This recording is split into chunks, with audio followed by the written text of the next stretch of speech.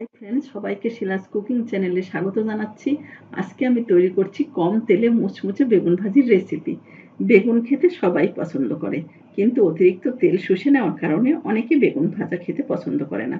এই পদ্ধতিতে বেগুন ভাজি করলে তেলও কম লাগবে আর খেতেও মুচমুচে লাগবে। আশা করছি এই রেসিপিটি আপনাদের ভালো লাগবে।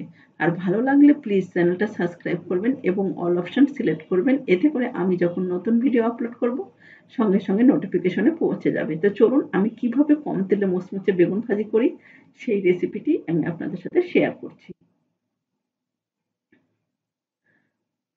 তো বেগুন ভাজি তৈরি করার জন্য আমি এখানে একটি বেগুন নিয়েছি। বেগুনের প্রথমে আমি বোটাটা কেটে বাদ দিয়ে দিচ্ছি। এরপর আমি ১ ইঞ্চি পুর করে বেগুনটাকে কেটে নিচ্ছি। তো দেখুন সবগুলো বেগুনই ঠিক এইভাবে আমি কেটে নিলাম। এরপর আমি বেগুনটা লবণ জলে ধুয়ে নিচ্ছি। এতে করে বেগুনের যে কালচে ভাব সেটা চলে যাবে। এ পর্যায়ে আমি এখানে লবণ আর সামান্য পরিমাণে হলুদ দিয়ে বেগুনটা মেখে নিচ্ছি। খুব ভালোভাবে বেগুনগুলো গায়ে লবণ হলুদটা মিশিয়ে নিতে হবে। সবগুলো বেগুন ঠিক এইভাবে আমি মেখে নিলাম। তো এটা ৫ মিনিটের মতো রেখে দিচ্ছি। আর এখানে আমি একটা মিশ্রণ তৈরি করে নেব। প্রথমে দিয়ে দিলাম বেসন ২ চামচের মতো। এরপর দিয়ে দিচ্ছি চাউলের গুঁড়ো। আপনারা চাইলে কর্নফ্লাওয়ারও দিতে পারেন।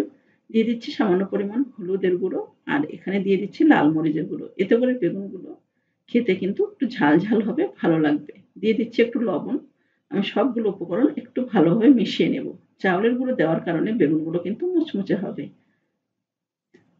তো সবগুলো উপকরণ আমার মেশানো হয়ে গেছে। এরপর আমি বেগুনগুলো দেখুন লবণ আর হলুদ দিয়ে মিশিয়ে রাখার কারণে বেগুনগুলো একটু নরম হয়েছে উপরে। এই পর্যায়ে বেগুনগুলো আমি একটু চেপে, চেপে খুব ভালোভাবে কোটিং করে নিচ্ছি বেগুনের গায়ে।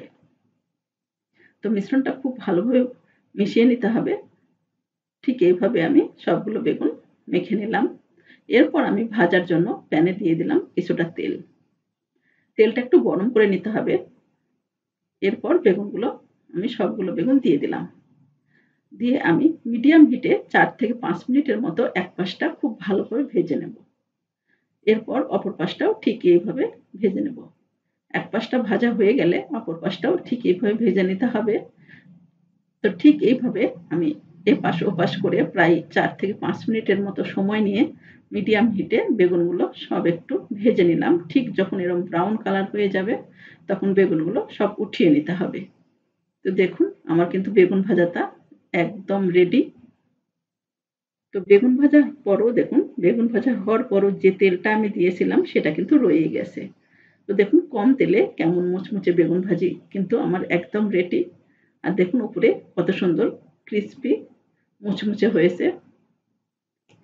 তো আশা করছি এই রেসিপিটি আমার ভালো লেগেছে। আর ভালো লাগলে প্লিজ লাইক করবেন এবং কমেন্ট করে আমাকে অবশ্যই জানাবেন। তো আজ এ পর্যন্তই। ভালো থাকবেন এবং সুস্থ থাকবেন।